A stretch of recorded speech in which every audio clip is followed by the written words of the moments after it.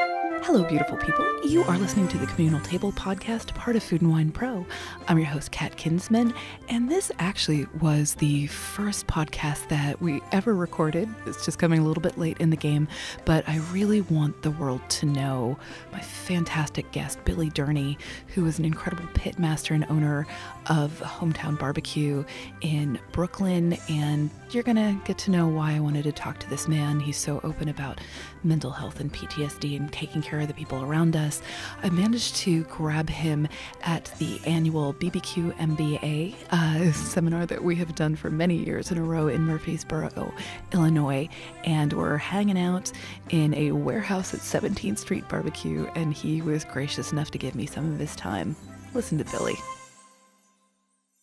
Hey, I'm your host, Kat Kinsman, and I'm here in Murfreesboro, Illinois, for the 8th year in a row at a really fantastic barbecue conference with my friend Amy Mills. A lot of professional pitmasters and people who want to be that are here, and I am sitting with a barbecue celebrity and all-around great human being, Mr. Billy Durney of Hometown BBQ in Brooklyn. Hey, sis. I am so thrilled to have you here with me. This is my first go for the podcast. I know. I love it. I love that I am the guinea pig, no pun intended, cooking all these hogs here this week. So just for some context, we are here surrounded by whole hogs. We just have some beef being broken down. That's right. We had a quarter primal broken down, and several hogs are going on the pits right now, and should be an amazing cold overnight here in Murfreesboro. It's real cold. I wish this was in smell-o-vision because the smoke in the air is such a gorgeous thing, and you can tell when somebody's been outside a little while. That's my perfume. My parfum. It's a gorgeous thing. Are you going to be up all night tending the? I will not be. I got to reprieve. My cooks were all day today, so I didn't have to. I'm doing pork bellies, pastrami pork bellies, and Korean sticky ribs, which are much shorter cooks. So I don't. I got spared the overnight. You've done plenty of overnights, though. Yeah, I've definitely paid my dues in the overnights, and lucky enough where I've met some of my best friends as well. So you pay your dues and you cut your teeth, if you will, in the overnights, but that's where all the bonds are really made. So the reason that I wanted to talk to you for this is not just because I love your barbecue so much, which I truly do, and it's the culture that you set at your restaurant, and for all of the people in restaurants who I know look up to you. So let's back up a little bit and talk about how you became a pitmaster. You did not grow up in restaurants. I definitely did not grow up in restaurants. I did not grow up in Texas or North Carolina or any of the other states, Kansas, who claim their barbecue royalty status. I grew up in Flatbush, Brooklyn, to middle to lower middle class family, and super hardworking father and a stay-at-home mom who did a lot for us as kids. I have an older brother who's about to turn 50. So I grew up in a blue collar kind of household, and then just good people. Yeah, and talk about the first part of your career, because maybe some people know this about you, but yeah. Well, my dad was a very decorated soldier in Vietnam, and I wanted to follow in his footsteps. I guess like every young child wants to be their dad at some point. I did too, and I tried to enlist in the Army and found out that I was born with one kidney and wasn't able to go that route to follow my dad's footsteps. So when my dad came out of the Army, he had some things he did, but essentially he became a security expert, and he had a lot of friends from the military in our house when we were little kids, and then had a lot of friends in the Secret Service and the FBI and all these things as he got further into the security field. And So I was always around that, and I tell people all the time, if I was a plumber, if he was a plumber, I would have been a plumber, So anyway, I couldn't go the military route, so I went the private security route after, several failed careers, as a lot of people have. But I just kind of followed my dad's footsteps and started to do close-in protection, and most of my protectees happened to be, Hollywood celebrities, something that I don't really talk much about, but which is the whole purpose why I was probably protecting them in the first place, right? So, but I had a great career and still have a lot of those relationships to this day, and call some of them very good friends, and they come to the restaurant and support me, and and I support them in their endeavors, and but I just while traveling fell in love with cooking on wood fire, and then a trip to Taylor, Texas to Louis Miller Barbecue. Oh, that man. Yeah, Wayne Miller, who has been a brother to me, through my whole process, who I met in this building, probably 7 or 8 years ago. That's how I met Wayne and Sam Jones and all my best friends in the barbecue community now, Pat Martin. So I met them all here, and they were all mentors and still are mentors to me in so many ways, and I hope I'm a brother to them as well. But it all started here in Murfreesboro, attending this program, this whole hog program that we're here for. And I remember you coming here too, because I have done this all 8 years. Right, yeah. So it's probably either your first or second year. Yeah, I mean, amazing thing about the barbecue community is really how people hold one another up, and it's always said, especially Amy talks about, Amy Mills, who is behind all of this. Her father is Mike Mills of 17th Street Barbecue. Talks about how there's no secrets in barbecue. People who are stingy of heart are not going to make it very far in barbecue.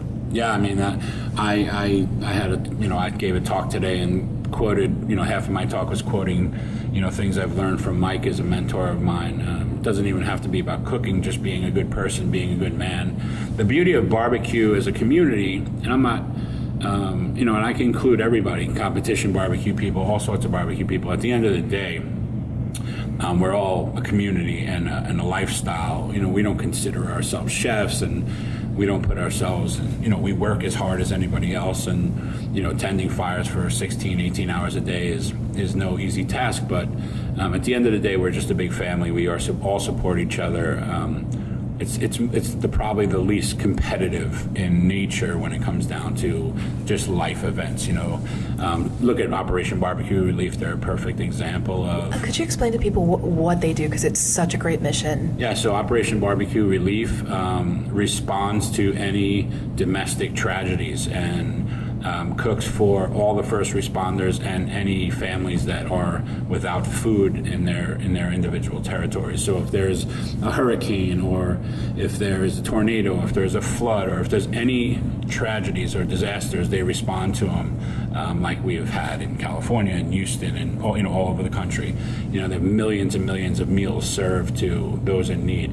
And Stan Hayes and Will Cleaver, the guys who created that foundation, Operation Barbecue Relief, they were nominated last year as a CNN hero, and they really do really amazing work for our and put us in such a beautiful light in the barbecue community. Yeah, I remember them coming into Joplin when I think I don't remember if there's a hurricane, a tornado. I feel like a tornado. Mm-hmm. Yeah, and then just swooping in there. You were on the road doing. So I was doing. I'm sorry. So we're going to go over the place. But I took like 3 detours. No, that's So I was on an advanced thing, and came a couple days earlier to do some work, some advanced work for my client, and winded up going out to Taylor and stepping into Louis Miller, and literally it was one step into that door, and I knew it in my body. I said, whatever this is what I want to do, and I had a great career, and it was. How old were you at the time? This was less than 10 years ago. Okay. It's probably around 10 years ago, and that was it. It was over. I came back from that trip, and I was just mesmerized. And my now wife, who was my girlfriend at the time, I was like, I think I'm gonna try to make barbecue for a living. Did she think you were crazy? Well, I had been a hobbyist, but not even something I spoke about, and but nah, she's always kind of been go for it kind of. She knows I'm a gambler and I take a little too many risks sometimes, but sometimes you just gotta jump off a cliff without a parachute, and you land soft somehow. So that's how you fly. Yeah, that's how you fly, right? So I was very blessed in the fact that the restaurant business, as you know, is extremely difficult, competitive, and being in New York City to have a restaurant that thrives is very difficult. And so I'm super proud that we kind of right off the bat really had a core group of men and women who just really bought into the family aspect and the community aspect of what we were doing at Hometown. And most of the people, including Mike Conlon, who's my head cook now, are still here with me. Many have gone, but for the most part, we have our core group of people that started Hometown are still there almost 6 years later. So that's quite a difference from when you're traveling on the road. I know this from I travel a fair amount for work, and it can be really isolating. Even if you're there for work, there comes a moment when you're in your hotel room or your whatever, and you're away from your support system back at home. What was that like, traveling and being on the road with all of this? Prior to cooking and now being on the road a lot, that was one of the main reasons I wanted to leave. I had at the time my daughter was 5 years old. She's now there it is. She's going to be 15. Wow. So there it is. 10 years now that I started this journey. And when you're away from I had already been divorced once. I just didn't want to be away from my family anymore. Living out of a suitcase. People thought in the protection community I had this glamorous life, and it couldn't be farther from the truth. The protection community, like the chef community, when you're traveling on the road, you're alone. Yeah. So it's there's a lot of time to just be in your own brain, your own space. That's why in both communities there's rabid drinking and stuff like that, because people don't want to be alone in their own space and their own mind all the time. And which I know that's something we're going to talk about, is anxiety and stress and how that affects people in our workplace, and how serious it can become of an epidemic. So but for me it was kind of became miserable. And I think what happens now is Sam Jones and Pat Martin and Wayne, and the people that are really close to me in this community, the people that I travel with a lot, we kind of have backed off of our schedules, and we kind of have a thing now. If it's not really super emotional for us to go, or financial, which benefits our companies or our families, then we have to start saying no to a lot of things. And just so you're not on the road without your support staff, the support team all the time. And I have a young son who's 21 months old, and Finn, and so I don't want to be away from that core group that makes me the most happiest. Yeah, I know it can be. I get up in my own head when I'm traveling too much and away from my husband. My dogs are really an important thing, going to sleep in my own bed. Mm-hmm. So you started to build a different home place. You decided you were going to cook barbecue. Yeah. Talk about discovering the place. Tell people about Red Hook. Well, Red Hook is is amazing. I'm so proud of where I grew up, in this little place called Old Mill Basin, which in Brooklyn, and it's a place where no one knows, no one goes to. There's no subway, so in that sense, it's a little bit like Red Hook. Although a lot of people call it Red Hook. There's a really good deli I've been to in Mill Basin. Yeah, Mill Basin Deli. It's really great. I grew up eating there. Yeah. So I'm from there, and not a lot of people know where that is. And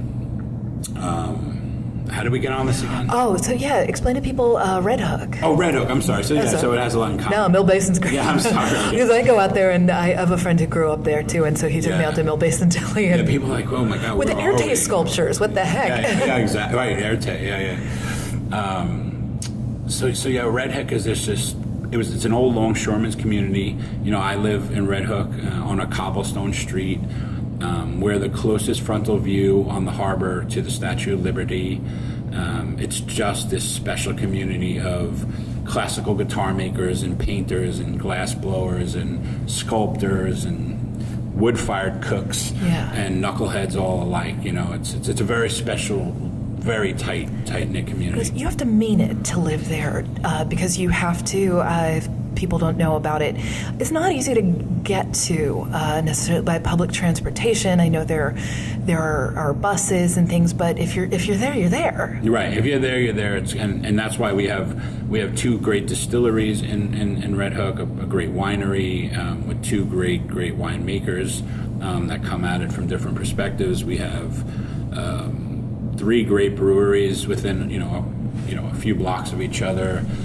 So there's a lot of things to do, and a lot of people come out to Red Hook and they just don't leave for the day, and that's kind of the point, because it is difficult to get to. My bachelorette party was in Red Hook. Oh yeah, yeah, way back when Linnell's was open. Oh, that's it was wow. a while ago. What an interesting person that was. Oh, she just reopened a place in Birmingham. Oh, yeah, that's amazing. So wonderful Wow, woman. she was in Red Hook when there were still wild dogs and grass growing in the sidewalks.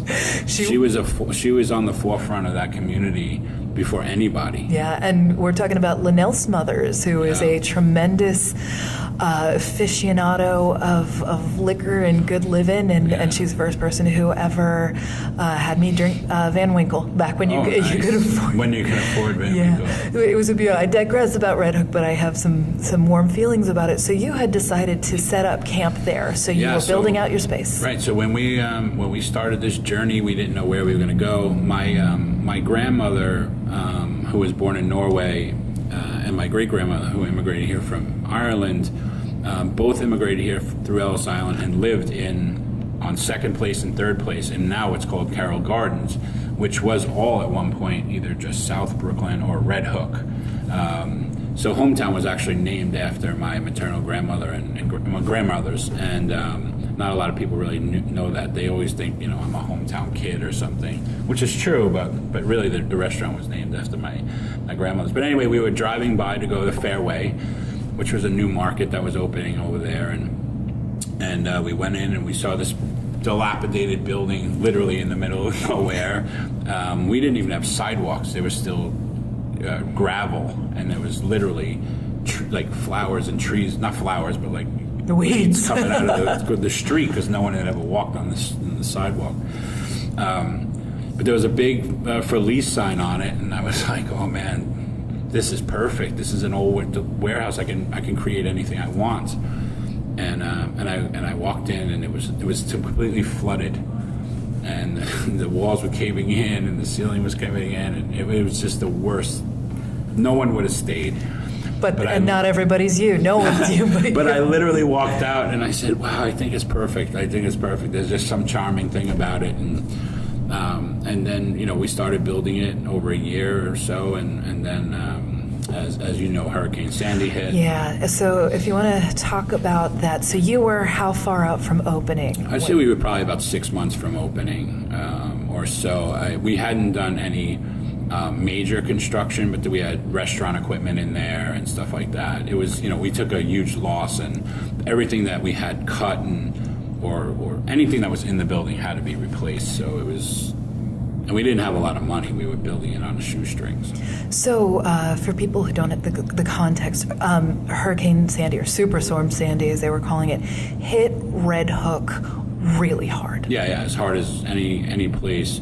They talk about Zone A when these hurricanes hit, and we literally, if you look at a map, the A is on us, on our street. It's that, we're under the water, under sea level there, and it's just a tough place to be if there's a storm. We're 1 block from the harbor, so we get it pretty bad. We had 6.5 feet of water come in on its own through a 5,000 square foot building, and then go out on its own. So think about the force of power that had to come through our streets. I mean, there were cars floating down the street. It was very intense, and it hurt our community a lot.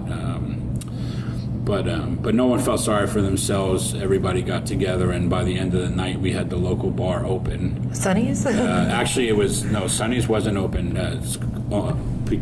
Sonny's wasn't open because it flooded in a way that it couldn't open, and Tuna, Sonny's wife, was in the basement and almost got trapped. Oh my God. Yeah, it's a crazy story.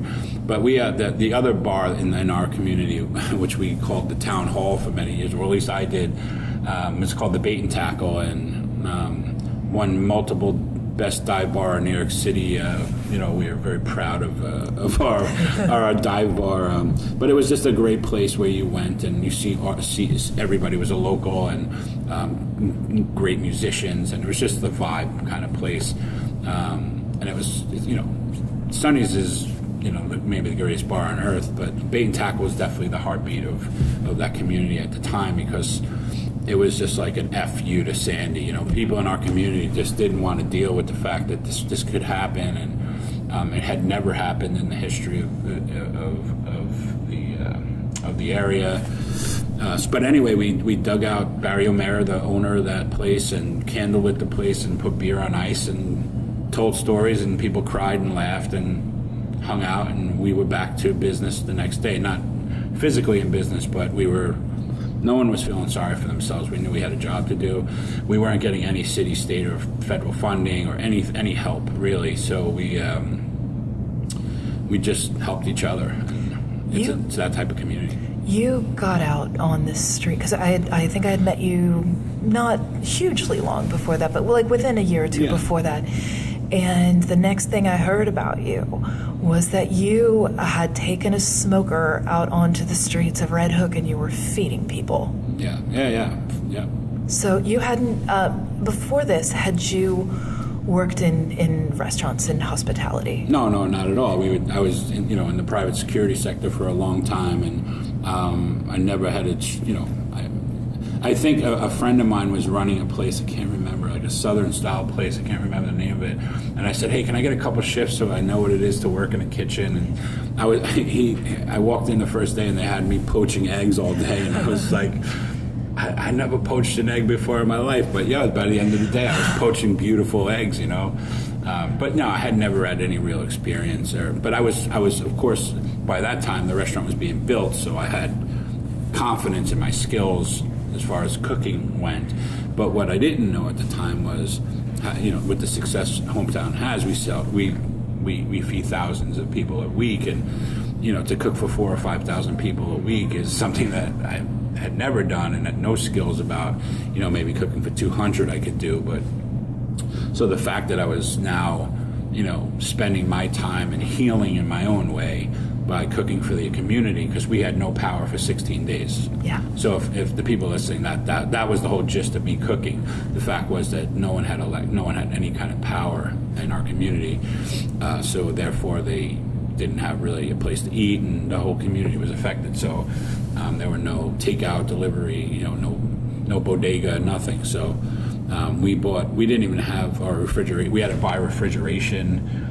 These reach-in fridges was stuffed with, I think in the Yeti film I say 3,000 pounds of meat, but it probably was more like 15,000 pounds. Yeah. There's a lot of meat we cooked. But anyway, we stayed out there for, like 16 days and fed the community and bonded with the community, and, that was it. It's just the type of community no one feels sorry for themselves. They just pick up their bootstraps, blue collar, hardworking. But even with that, where nobody's feeling sorry for themselves, there's an emotional impact that comes with that. And you see the same people day after day, and you see the struggles they're having. Did it ever occur to anybody to I'm out of here? Did it ever occur to you hey, I'm sign of something, I'm not going to move forward with this? Yeah, no, not for me, not 1 second. I mean, there were people that fled Red Hook for sure. And startling to us, people would flood in. Yeah. So as the people were going out, I think people were hearing about the community and what the community was doing for each other and to heal and to build, and I think people were inspired by that. And so the people that were leaving, their places were getting filled here pretty quickly, and people wanted to know what was going on. We had hundreds and hundreds of volunteers coming every day. So it kind of put Red Hook on the map, if you will, other than from its past, which has all been very, not good because it was such a bad neighborhood, high crime. Yeah, I mean, I think you put such a sort of positive face on there. It's so you ended up making a destination place. I know that, I get finished shopping at Fairway, I go and think like, I'll go to Hometown, and there are people stretching around, and I have a feeling like your food is that good. That is the thing that I know. But I also think it's the heart that is beating in there. So you've made it a point to hire people in a particular way and sustain their emotional needs in a particular way. And I want to, of course, be protective of individual people as we're talking about this, but you operate in a different way than a lot of people. If somebody is having some emotional times and they're working with you, they're having a rough time, talk about the process of working with them. Yeah, I think the first thing when dealing with stress, anxiety, depression, all the things rampant in the restaurant community. Yeah, extremely rampant, attached to alcohol and drug abuse as well. And those three things are a really bad cocktail, if you don't mind the pun, But for me, I think as far as our team goes, whether it's like our executive team or, from executive team to any staff member, I think everybody knows it's an open door. So, there's no staff member who can't or don't have my phone number or email or a way to contact me and talk directly to me. They can go above, whoever's head to communicate directly with me, whether it be a personal issue or an issue at work. And I think being open about my own anxiety disorders and my own stresses and bouts with all that stuff over the last X amount of years makes them feel a little more comfortable and a little more open to, understanding that I understand. And I'm not ashamed of it. I don't. Some people, don't talk about it, and that's a big part of the problem. But for me, I think it's something real, and it's something that, I feel like I'm an open book. I have a lot of layers, but I'm pretty open. If you ask me a question, I'm going to give you an honest answer. And I think about talking about stress and anxiety and depression is the thing that actually makes me feel better sometimes, because the one thing we all think is we're all alone, because all our anxieties are the same but different. Mm-hmm. So, you might hear someone else's story and say, "Oh, I can relate to that," but it's not totally, because it's your anxiety, it's your depression, it's your mind. So we all have different minds. So, but anyway, I just think being open starts the conversation and allows for people to see me as just this human being who has the same hardships as them. Same emotional needs, same all that stuff. So I think being open with them gives them a really clean environment to work with, and they know my door is always open. So how did you get to a point where you were comfortable talking about this? This is something you and I have talked about a lot. I tend to be, I've been dealing with, if we're going to do the laundry list, depression, anxiety, panic disorder, and a fairly newish diagnosis of ADHD, some of which I have been open about for a pretty long time, some of which I had to get to a comfort point of talking about because, nobody wants to be judged, nobody wants to be thought of as weak or crazy, nobody wants to just say like, oh, just suck it up and deal with it. Tell me a little bit about your journey with this and your journey to... Oh, journey, that's such a word, but it's just our lives. It's part of the journey. I mean, listen, you in order to successfully, if that's even the term, deal with or combat or beat any of those things, anxiety, depression, panic, ADHD, any of those things, you have to first be totally honest with yourself about it. And the one thing I know is that none of it's real. There's a reality to it, but none of it's actually real. Like, when you're having a panic. I've only had one panic attack, and so my journey started after 9/11. Yeah. I was very close with a lot of people in Windows in the World Trade Center. We had a very, very close friend I considered like family, who was a fireman who died in 9/11. by the name of Michael Roberts, who's a beautiful, beautiful guy, and several other friends that died that day.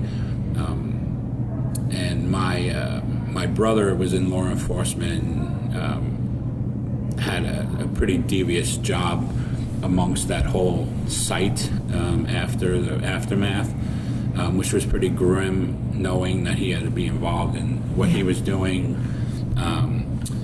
and led me to my first panic attack.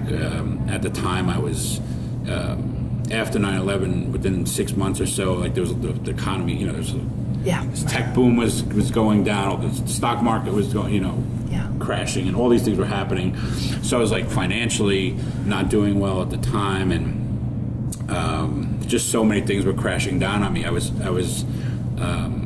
in the bathroom, I was in the shower, and I'll never forget it. And I started to lose my breath, and my heart was pounding a million miles. You can feel like you're dying. I did that day, but I will say the one thing that hasn't happened in many since that day. So 2000 and early 2002.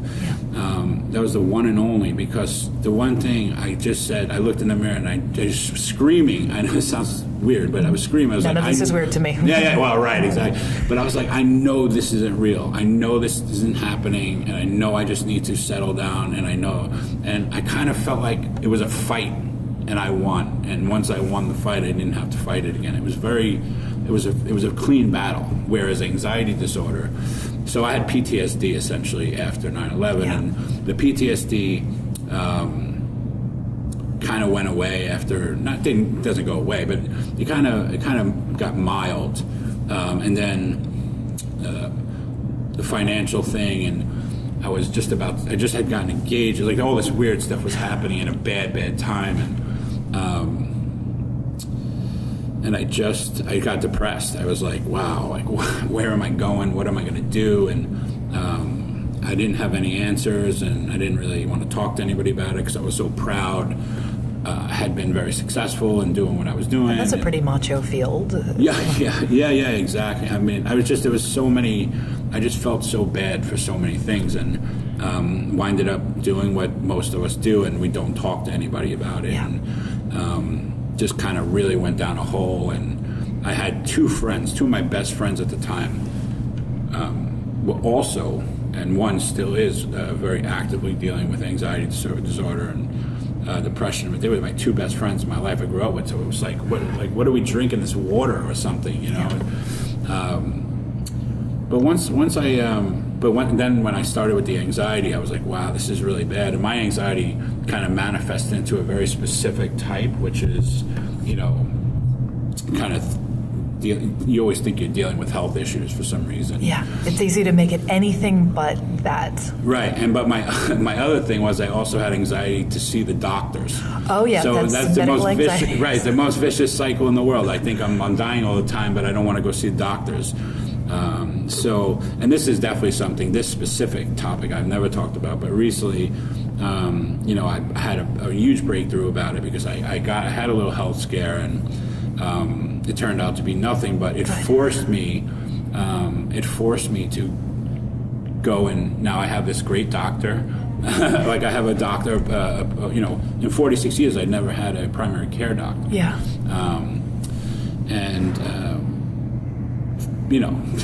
Think about how ridiculous that anxiety is. You have anxiety about being sick, but you have a worse anxiety about seeing the doctor. It's more it is more common than you would ever imagine, because you're afraid they'll shame you. Yeah, or just what the results are. Do I want to know that I have high, this or high that, or I'm this deficiency, or I'm dying, or so all these things, and people. This is what I'm saying. This is my anxiety. This is my thing. Wait, let's get your microphone. Let's see. Let's tighten. It doesn't. Okay. Yeah. Sorry, if you want to sort of go back and say that your anxiety is. Yeah, so my anxiety is mine. It's specific to me. So all this manifesting, and then this little health scare. Yeah, I talked to a friend of mine who is a neurosurgeon at NYU, and I said, man, I'm kind of hat in hand here and at your mercy, and I need to get in a direction and I want to be healthy and so on and so forth. And he's like, hey man, I got this great gal, go check her out and, see how you feel. And if you're really serious, then she'll be serious and she'll hold you accountable. And I went. My biggest fear in my whole life was getting the results of all these tests about hearts and lungs and, your cholesterol and this and that and the other thing. And, 98% of it came back perfect. Like, oh, good. Yeah, so glad to hear that. Right, yeah. And so was I, but, does that mean my anxiety is over because these tests came back in my favor? No, like I'm checking my breathing an hour ago, so it's still like these tics that you have. Yeah, I would say I never say cured, I never say fix, I would say manage, because sometimes I'm in the driver's seat and sometimes I'm in the passenger seat, and what changes is in the ratio is how much control I have when, and the thing I've learned is not to beat myself up about it, and that's been the biggest change. Yeah, for me, I'm excited for a couple of reasons. I'm really addressing health now, and I'm talking to other cooks that have really been on the forefront, like Matt Jennings and he's extraordinary. Yeah, so Matt, every time I'm like having an issue or I'm like, he's coming on the podcast. Oh, he should. Yeah, he has a lot to say, and it's all wisdom for sure. But Matt's been like an example to the guys who have been getting bigger and trying to take health serious. I don't want to mention any names, but there are other chefs that he's and dear friends of his that he's working with and on this exact issue. So health is contagious. Good health is contagious. Exactly, and I think I've lost almost 50 pounds now. Congratulations. Yeah, and thank you. And I have still things. I'm still a work in progress. I'll always be a work in progress. Yeah, maybe we are. But the one thing to get to, I think the back to the question was, I think that just being super honest with people puts you in a really powerful place sometimes, because you're not hiding from anything, or you're not like, I want to be able to, for someone to call me and say, hey man, I'm feeling this way, what do you do? Or I just want to tell you I'm feeling this way. And I think what calms me down when I get anxious now or I'm having a bad day is just knowing that I could talk myself down from it, because I've dealt with it for so long. And so I've set up my own boundaries and my own rationales to kind of relax myself. I also meditate, which is really been helpful for me. I practice TM, Transcendental Meditation. It's very well known. How did you learn? How did you get started with that? Well, oddly enough, the film that you saw about me today, the guy who started it and ended it, that guy, Danny Quigley, him and his now wife, Martine, were going. They said, oh, we heard about this thing. This was many years ago. And they were like, oh, we heard about this thing called TM, and we're going to go do it. And I'm like, yo, you guys are hippies, like, that's crazy. I would never, ever, like, even consider that. I remember my dad tried to teach me when I was an, anxious kid, and him trying to teach me sort of growing up. And I was thinking, isn't that the people in, like, the flowy clothes? And right, yeah. The beauty of, so anyway, Dan went and did this. It's like a program. You have to go, and you have, like, an orientation. Then you go for, like, 3 days of doing this and learning about what TM is and how it's practiced, and he came back and he was like, wow, it's really great, and he's being a hippie and all that. And then the truth is, I was having so much anxiety that I just said, well, it can't hurt me. Literally, that was it. It was like, it can't hurt me. So I went and downtown and in the Wall Street area, they have like one of their main places, and I went in and I just said, hey, I want to learn, I want to practice TM, and and they were like, they had a chat with me, and I spoke to them about, the things I was dealing with, and, people meditate for all sorts of reasons. But I had many of the boxes checked off, I'm sure, for them that day, and that was it. Walking into that place definitely has helped me for sure.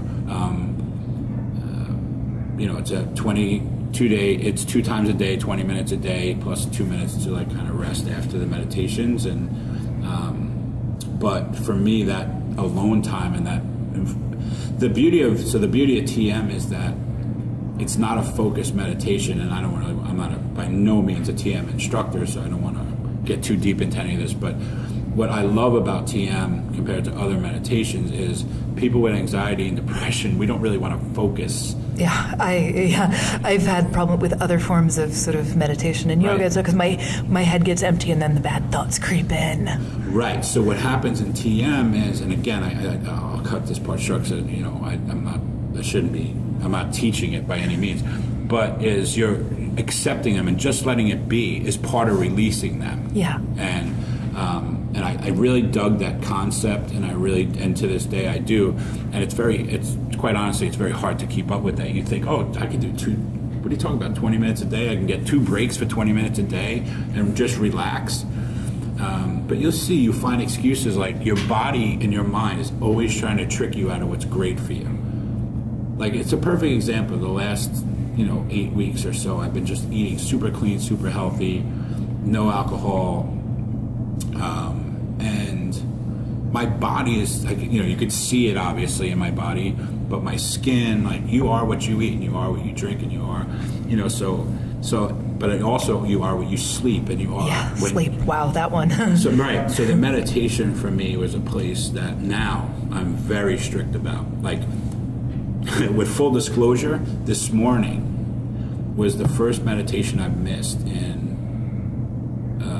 probably the last 34 or almost 40 days, which for meditation, people who do practice TM will understand it. You don't ever want to miss it, but you do. You miss it, Especially if you travel. We have a busy life, our lifestyle.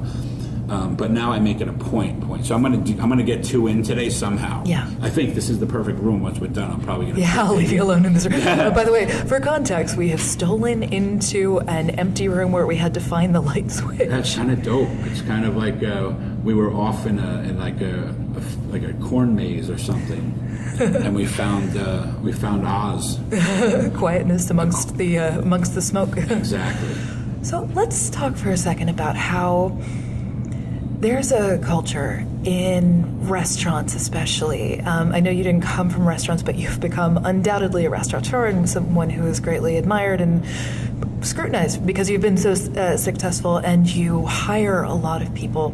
There is a streak of masochism that has for decades and decades been lauded. It's become part of this culture that now people, especially in the wake of Anthony Bourdain's suicide, has been sort of coming under a little more scrutiny. But where it's almost fetishized, this masochism of, oh, you work 20 hours, I can work 21, 22. How long's it been since you slept? I haven't seen, the outside world in how long. And everybody goes as hard as they can, and you're rewarded for it. And that's killing people. How do you break people out of that mindset and teach them that it is a good thing to take care of themselves? Well, I think the more people have to talk about it, and more people have to. It's always awareness, right? I mean, if and we need to, as cooks, we need to be able to call each other out as well. Like, I don't really tolerate that kind of. I don't put that in my circle. Like, people, I think attitudes are contagious. I tell this to my team all the time. Our attitudes are contagious is yours, because you could be contagious in a bad way or contagious in a really good way. And I think that, if we have a positive attitude, we have an open dialogue with these people, and you don't have the whole macho bullshit. We're all just people. We all have the same problems. We all have the same effects. Whether it was, the very wealthy or very privileged that I looked after, or, in protection, or the guy who's, sweeping the floors. Every one of us are just human. We have the same exact wants for better for our life, for our children's life, for our animals. No one's different here. It's just like, the rich guy can have a little more of this or a little more of that. But we all feel, we are emotional. We all have these problems, and I think that chefs now are stepping back. I mean, both, like I said, in the health aspect, the physicality of being overweight, because then overweight, then alcohol, and then stress, and then it's over, and that's what's happening. And so one of those things is going to get you. So, I think, I think just talking to each other about it and really being open and having a dialogue and just saying, hey man, you're not competing against anything. Yeah. You know, what are you doing? Like, you 21 hours a day and all that. Listen, we all work hard, but when it's at your own demise, who is it serving? It's just going to hurt so many other people, you know? Yeah, I've seen too damn many people die. Yeah. You know, I didn't grow up, and I wasn't, obviously, as we spoke about, part of the restaurant community or the food service establishment community. You know, wine people, liquor people, writers, you know, authors. We're all in the same community, the same industries. You know, and I mean, I think we're always at the same events, and we're like, people see each other. Like, if we can just be a little more compassionate, and if we could just be a little more easy on each other, like the competitive nature of Michelin stars and awards, and, you know, chasing excellence is something that I think we try to do at Hometown in a humble barbecue restaurant. And I get that as a cook, you always want to, because your people are spending their hard dollars in your building and coming a long way to eat your food and are excited when they get there, so you want to give them the best experience. But it can't be at your own or your family's expense, and you have to look yourself in the mirror, man or woman, and say, you know, I need to give myself a break. I need to take a day off. I need to take 2 days off. You know, that's another problem, you know. Overworked, overworked, underpaid, overstressed is not a good recipe, and that's the recipe of a chef's life. And how does that change? How do we get to a place where that is not the norm? I'm certainly not no expert, but, you know, for me, I think I'm a broken record here, but I think it's just awareness. I think the more people like you are out there, spreading the gospel of, you're not alone, and, give yourself a break, and, and it just needs more of an audience and someone to talk about it. And it's never been something that anyone talked about, because it was. I can tell you that. Yeah, exactly. And we're all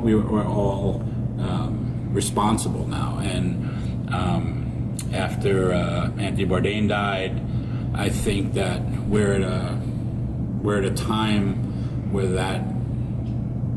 that death,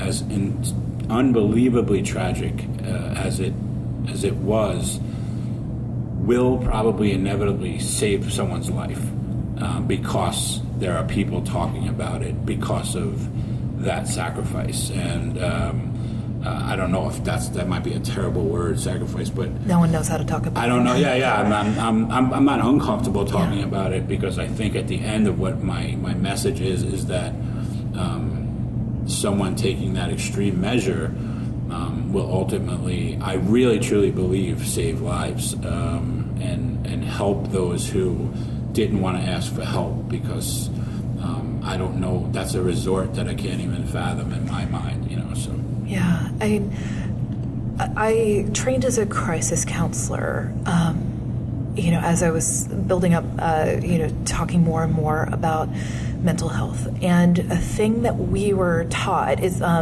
everybody write this number down, 741. 741 is crisis text line. It is manned by trained volunteers. It's 24/7. It's free. It's anonymous. You can text, and someone on the other end is there to help you. So you have to go through all this training for it. The thing that they taught us to do was to always ask if people are thinking of hurting themselves. And there's an escalation technique for it. It's a horrible conversation to have. Are you thinking of hurting yourself? Are you thinking of killing yourself? And there are a certain amount of questions you have to ask. So I've gotten to the point where I will ask somebody straight off, whether it's in, on Facebook or in person or, text or something like that, just because, you have to go to that dark place first. And studies have shown that it's actually better to ask that question, that shocking question, and, it doesn't lead somebody to it. I think there's always the fear that somehow it's going to do. With this, a question that I am asked an awful lot is how do you broach this with somebody, the person who works for you, who you're worried that they're on the edge, the person who you see out at these festivals who is just another chef, another pitmaster, and somebody in bar, and they're always the life of the party, and then they take a little bit too far. How do you have that conversation with either someone who reports to you or somebody who's a peer? How do you do that? I think it's two totally different things. I mean, internally within the employee ranks, we're very open. Our staff is very open about discussions of that, and if we see that, we talk to people all the time, and we've sat people down for days with pay, not even addressing the why, but just sat them down, because there are certain people that don't want to look into the mirror and they're not there yet, they're not ready for that yet. So it's very delicate. I don't know that I necessarily even talk about it directly at first, but sitting someone down and saying, hey man, just go get a couple of days and chill out and do whatever you want to do and come back on Thursday and we'll start all over again. Let them know they still have a job. Yeah. And they're going to come back, and I don't know, sometimes I don't even, I mean, most of the time I don't even talk about it. If it's internally with the staff, I just give them a couple of days, and I know that sounds like counter intuitive financially and for all those things, but think about that guy or that gal who's just they're wound too tight in those 2 days, just not thinking about having to work and be in the stressful environment could really just rejuvenate them. So when it comes to peers now, I confront them. Can we pause for 1 sec? Until there's They're probably closing the door we open. Oh, sure. Okay, we're gonna wait for the rumbling to stop, or unless either that, or they're doing the fireworks. They're sending out a party to look for us. Yeah, but yeah, we're getting to the end too. But just so when that it's peers, I don't hesitate anymore. Because what if it doesn't happen often, but when I see someone who's out of control, and I think it's more substance abuse than but most of the time they're linked. When you're not in a great mental state, that's an easy thing to turn to, for sure. I've done it. I'm sure a lot of people have done that. So it happens more like that. It has happened that I see that people are kind of drifting and out of the conversation when I'm talking to them, and that's a telltale sign for me that something's but it could be something like that person's mom is not doing well. So it's keeping this open dialogue and this open communication, and just, hey, I'm checking in, how you feeling? The check-ins. Okay, this is the thing that I have really learned is important. There's this sort of line out there about like check in on your strong friends. Right. And I never heard that term, but it's interesting. Yeah, because the people who seem like they've got it all together, those are the people who I've found nobody would have necessarily thought that some of these people who all of a sudden you hear that they died, that they took their own life, that they any of these things, because I find dealing with especially panic and depression and that I spend so much energy, I call it sparkling and tap dancing. So because it takes a lot of effort to show hey, I'm normal, I'm fine, I'm whatever. And the greatest gift I ever gave myself was letting people know, no, I'm not awesome. It's fine. I mean, and they're not either. Yeah. No one is totally sound, and just not. Yeah. It's just the world isn't built that way. We're not built that way. We're if we can feel pain and receive joy and happiness, then we're going to always have peaks and valleys, because those things are what happen day to day. Sometimes you're up, sometimes you're down. I mean, but when you can just and that's why TM is so important. Just the mantra. Think of the message. The message is just let it be. Just be. Just take it as it comes. Yeah. Just take it as it comes. And that's why with the panic and all that stuff, I know this sounds way easier, obviously, but I've dealt with it in my own. You've done the work. Yeah, right. But that's what I say. It's all right, give it to me. I know what's happening. but now get the hell away. Yeah. Now I'm good. Go. You know what I mean? So addressing the issue or fighting back is what helped me in that regard. But when I have anxiety, now I'm just like, I'm having anxiety. Yeah, I find I'm able to, my body feels crappy during it, and that's the bad part is during that. But I'm able to separate out some, be like, my body's decided to do this, and my brain is telling me that I should be afraid of this thing. That's really not so bad, necessarily. But that's also years and years of therapy, some medication. Yeah. Of course. Yay, medication. Well, it's so fun. I don't take medication currently, other than like I have Xanax that I take, but it's an as-needed thing. Yeah. I've had one bottle for 2 years. Yes, so I have done that too, where it's the security blanket. Yeah, exactly, right. And the dose is the lowest possible dose. Yeah. So for me and my body type, it probably doesn't even affect me, but mentally it makes me feel better. So, and that's not often, but anyway, I was getting to the point when I did have that panic and when I did suffer from some anxiety and depression, some more severe in 2002, I did go on medication. I was on Zoloft, and I'm not naming brands here, but that's the one that I happened to be on, and it actually did work, and I wasn't ashamed then either. I actually have one of my good friends I was just talking about who also suffered from depression. Part of an anxiety, part of his thing was kind of shame, like you were saying, like, I have to take medication, and I was like, dude, it's vitamins for your brain. So that's the thing I made up for myself to justify the fact, and I still believe that to this day. What is it? 17 years later, I still believe that it is. I mean, these things. I believe in chemical imbalances. I believe in chemicals throughout your body. Like I think that there is a pipeline, and it has to be clean, just like your heart, or whatever, your heart and your lungs, and I think the brain is the same thing, and it's so powerful what you can do in so many ways with your brain, negatively and positive. So for me, that was my thing. So I was on medication, and it did help me. But as soon as I started to feel really myself again, maybe 6 months, 9 months later, they weaned me off of it because I felt like I was good, and I was for many, many, many years until very recently, where I've had some kind of scares health-wise that turned out, like I said, to be nothing, but would cause me anxiety, obviously. So it kind of has creeped its head back a little bit, but like I said, I know how to defend myself against it now too. So because I have data now, it's like you're fine in this and that and this and that. Just keep on your way and exercise and do the things you're doing, and you should be fine. But where no one's promised any days, as we know. Yeah.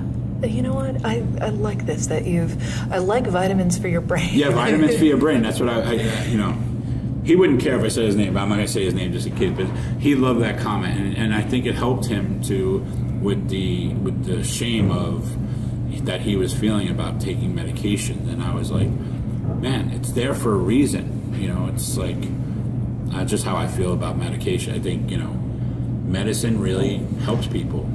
It's an awful business, and I'm not going to talk about the worldly politics about it, or how much it costs and stuff. My wife is a type 1 diabetic since she was 2, and I just heard, I definitely don't want to get on this tangent, but I just saw a type 1 diabetic who was a federal employee who had to ration her insulin. Oof. Because she couldn't afford insulin, because I guess her benefits weren't kicking in, or paying for them or whatever, because of this stupid shutdown. So, but I don't want to get political in any way, but just think about like the medical field and healthcare and all that stuff. It's just like, it's just crazy. It's just insane. How much it costs, and then the companies are always fighting you when you can have a claim. It's just very crazy. So then, what is the thing that you would say to somebody who's listening to us talk right now, and they've maybe seen themselves? So I'm going to say that again because I phrased it. But what would you say to somebody who's listening to us now, who maybe sees themselves in some of what we're talking about, and the wheels are turning, and they want to know where to start? restaurant worker, somebody who maybe just wants to take that first step to taking care of themselves, what would you say to them? I would just say the first thing is talk to the person you trust the most, and just let them know that, you have something to say, and you just need, you don't need advice. Excuse me. I think that's a big part of the problem is we're always trying to fix each other instead of just letting us be foul, I don't know the word I'm looking for, just letting us be broken sometimes. I mean, it's okay. The body will repair itself, the mind will repair itself. Just get through the moment. But I think we just put so much pressure on ourselves. So if someone's listening and dealing with the issues, sorry, my throat is dry. Yeah. I should have brought water. This is I don't think we were gonna. My rookie mistake. No. I think if someone's listening and wants to know what to do, then really, talking to someone they trust obviously is the key. And just tell them you don't need advice. You don't want to be judged about it. You just want to be able to say it and get it off your chest. And you'll be surprised how many familiar responses you'll get. Like, oh man, I'm so glad you said that, because I deal with this anxiety, or I deal with this stressor, or life is tough, and I can't pay my bills, or every one of us has intense issues, and that we're all dealing with. Some are personal, some are health-wise, some are financials, but we all have them. So don't feel uncomfortable. Talk to someone you trust, and I think us talking to leaders in kitchens, general managers, kitchen managers, sommeliers, all these people that we have a lot of reach to, talking to them and letting them know that they need to set up a system and have systems in place for people that have these stressors and anxieties. And a little hard love here as part of the conversation. You can't be everyone's keeper either. I have 35 or 40 employees, and that's going to go up, or probably, or something. I don't, it's going to go up soon as we expand. And you can't be the fixer of every single one of those people's problems, because they all have them. And if you take that on, your anxieties and your stressors, you can't address those to someone. There's too much, not enough time in the day to take on 50 people's stresses. But to know that we create a system in place to help them, and I think what we should do is start researching some, like you mentioned, a hotline for suicide and outreach like that. We just have to find who are the places that they can go to, who are the places they can call, or maybe start our own foundations within the restaurant community to have a war chest to help people. And we're also a great system of barter. We all have good skills and stuff like that. So, maybe we're bartering with therapists over meals. I don't know. Yeah, actually, there are people. I always tell people to do this. There are definitely therapists who go to your restaurant, figure out amongst your regulars who does something with body work, who are the people who own gyms or yoga studios, who are the therapists, and they eat free sometimes. That's right. Trade it off. Yeah, trade it off. I know Matt Jennings has talked about doing some of those. Some folks in Portland are being really forward-thinking with that kind of thing. Yeah, I think it's a great idea. I thought I just came up with it. I'm so embarrassed now. No, I'm only kidding. But yeah, I think just having an open forum and you touched on that too. Exit help. I'm not really in. As I'm trying to lose weight and get back into shape as well. Just being physical also is a huge, scientifically proven to lower anxiety levels in everyone. So that's something that, we can do just by walking outside our doors and going for a half an hour walk. We're bringing down our stressors and our levels. But you have to also, while you're doing that, while you're exercising or walking, you're not working, you're not, Maybe even leave your phone. Leave it back at the restaurant. Exactly. Yeah, do that. Just get on a treadmill or walk around the block, or all those things benefit an overall health. And by no means am I sitting to you talking as the picture of health, but I'm definitely a work in progress and working on it. And I'm getting I'm getting the information, and I'm getting the resources for myself. And some people, you got to do the work too. So I think just go out and see who's out there and available to talk to. And we should be more vigilant on finding resources and finding a place to establish those resources so people can go and get at least a start on help. Kind of like my new doctor, right? I have a new primary care doctor, and I feel like I'm on top of the world because now I have someone who's on the journey with me, and an expert that's on the journey with me. It's the same thing mentally as physical. If you can't afford a trainer, walk around the block. If you can't afford a trainer, then go to the trainer. Do something. I think that is a beautiful place to wrap this up. But we're trying out a thing for the first time because, again, you're my first person. So we're trying to figure out what questions to ask people. So you have the beneficiary of being the first one to answer this. Oh, let's go. And we'll figure out what goes well. So you have a 5-minute break to bring joy into your life. What is the thing you do? 5-minute break to bring joy into my life. Or relax. I don't know if it's on this phone, but I have a loop of my son Finn laughing and giggling, and if I listened to that for 5 minutes, I'd be super happy. But I think I would take the time to meditate. Honestly, I would. To me, meditation it's so internal, and it's so.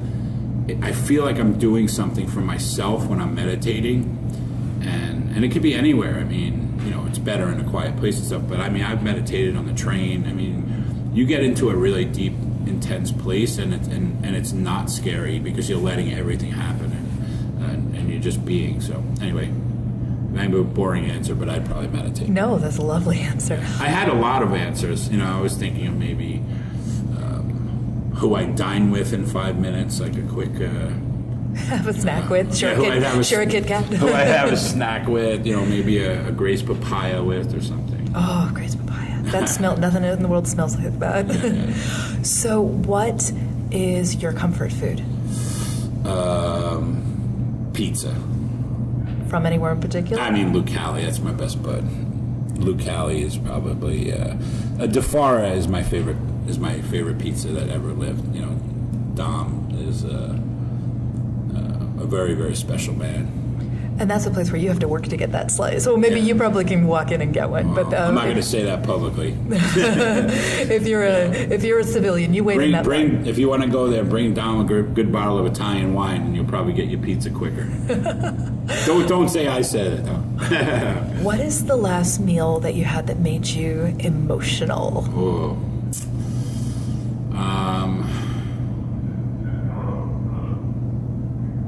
Wow, I've had quite a few really good meals recently that made me feel really emotional.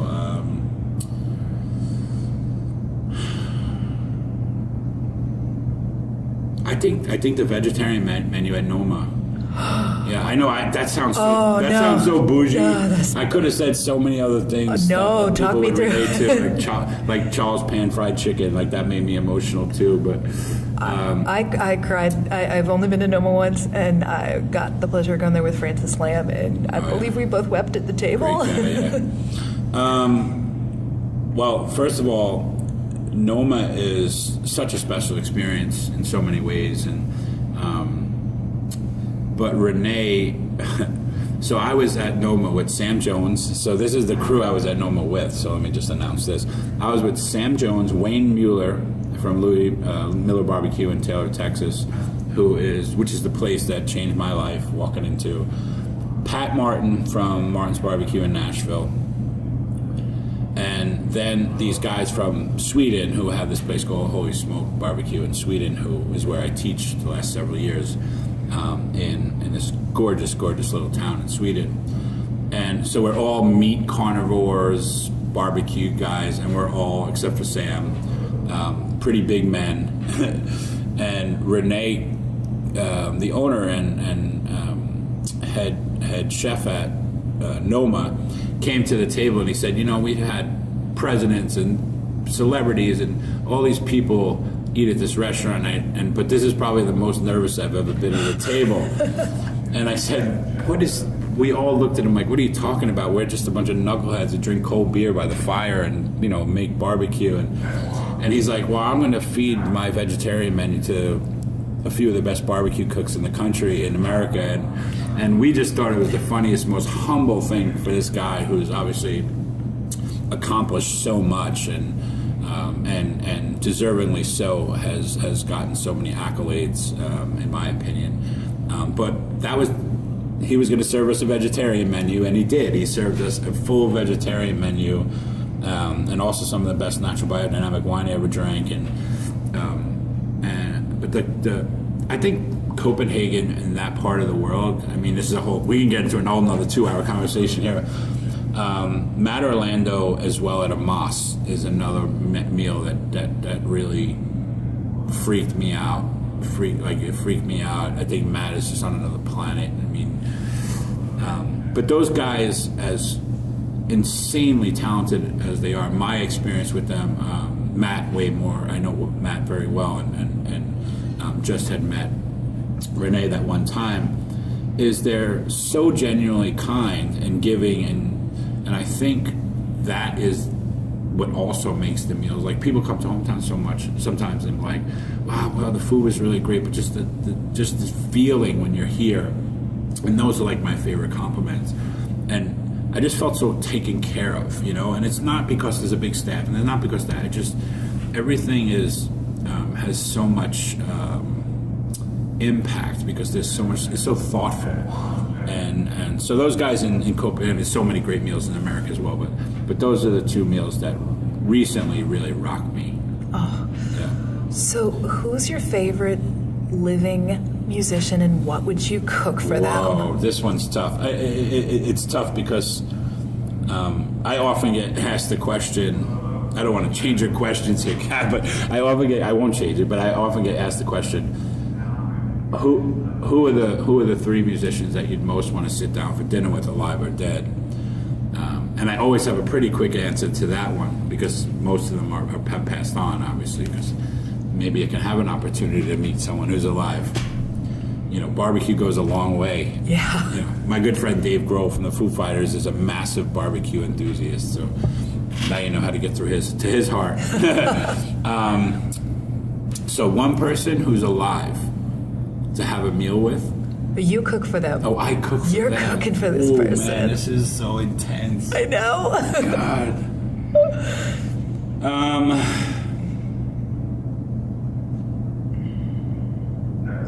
Wow, I don't even know who to say.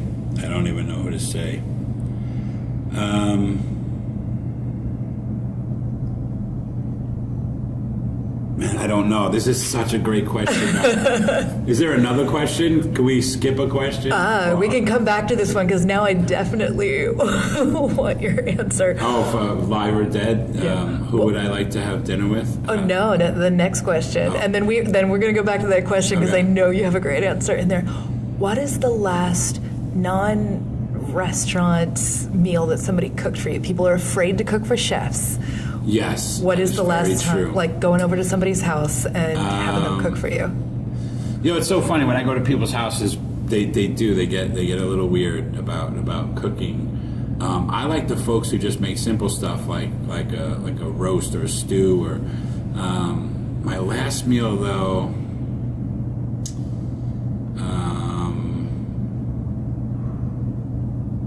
God, what was my last meal? This is bougie too. I eat out a lot now. Yeah, that's the truth. The last few months, where my wife cooks every night. Wow, God, these are intense questions. I feel like I'm failing you so hard. No, not at all. No, I'm test driving these questions on you. They're all awesome, by the way. That's why I'm stuck. If they were easy, I'd be through this already. Plus, I want to give you like a real answer. The meal that recently was cooked for me. God, I just recently had something good too.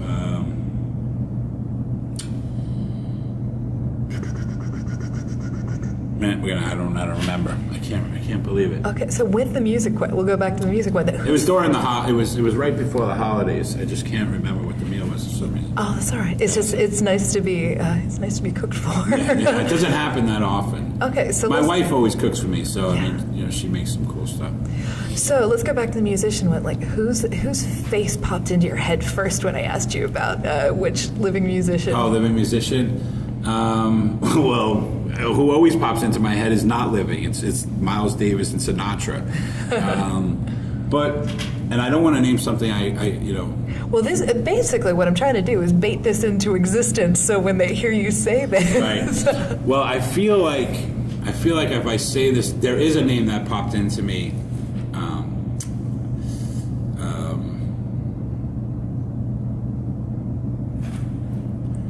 I mean, it's Willie Nelson. I mean, I think it's Willie. I think I could maybe have this happen if I really tried hard enough. So this is us using the secret. Yeah, Willie. What you gonna cook for Willie? Oh man, I don't know. I think I don't know. I like some biscuits and gravy. I'd probably cook for Willie or something like that. Biscuits and sausage gravy, and I don't know if he'd want it. But I'd make it for him, I figure on all fronts that's good weed food probably too. So, but my someone who's been very a great supporter of mine, and someone who I've fallen in love with is Shep Gordon, and Shep and Willie are friends, really good friends, and I got to meet.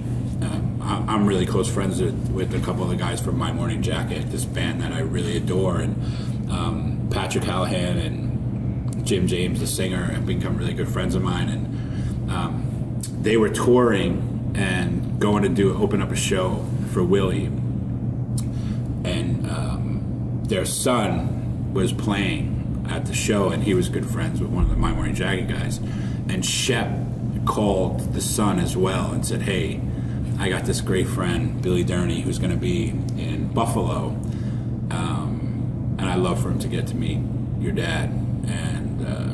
And Willie's son walked me onto the bus, and I got to meet Willie, and it was just me, Willie, and his wife on the bus, and we had a great chat.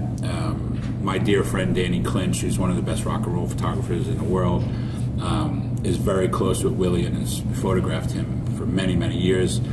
So we had this great common link to someone, so we were able to have a really nice, light conversation. But it was one of the most, it was really a special moment. I think he's done a lot for a lot of people in a lot of ways, and I just find him as a treasure in a lot of ways, and just how he's around his wife. I mean, it's very, very interesting to see how Willie operates. Not that I have any great insight. I was just there for one fleeting moment, but I think it would be fun. It would be a fun conversation. That would be for sure, But there's a lot of people. I've had the great fortune to have a lot of meals with a lot of good people. Those I won't talk about the names and who they are, but I do have a lot of dear friends that are great musicians. Some who I've named and who I've had meals with, and those are some of the most special for sure that I've ever had in my life. So yeah, great people. Billy Durney, thank you so much for joining me. I promise you I'm going to email you in my voice saying the answer to those other questions. They're so brilliant. Wait, give me the one question one more time. The meal that was last cooked for me that brought me. That was not at a restaurant. We're going over to somebody's house. That What is that the only question I didn't get to? I think I'm coming up with these on the fly. By the way. Oh, I thought you had these questions. I thought you made them. Oh, I like the direction you're going. Okay, I'm still going to skip it. Thank you, Billy. Thanks, buddy. Thanks, Kat. That was awesome. Thank you so much to our guest today, Billy Durney, and you can find him at Hometown BBQ in Brooklyn, New York, and all over social media. And just want to give a shout out to Crisis Text Line at 741-741. If you're feeling feelings of any sort, there will be somebody to talk them through 24/7 and take advantage of that. Thank you to our producers Jennifer Martinick and Alicia Cabral, and thanks to Douglas Wagner for our delightful theme song. If you like what you heard, please tell a friend, write a review, or rate us so we can keep doing this podcast. If there's something you'd like for us to talk about or a guest you'd like to hear from, please let us know. You can catch me on Twitter at kittenwithawhip, find out more about the show, and catch up on all the episodes at foodandwine.com and Food and Wine's YouTube page. Thanks for listening, and take good care of yourself till the next time.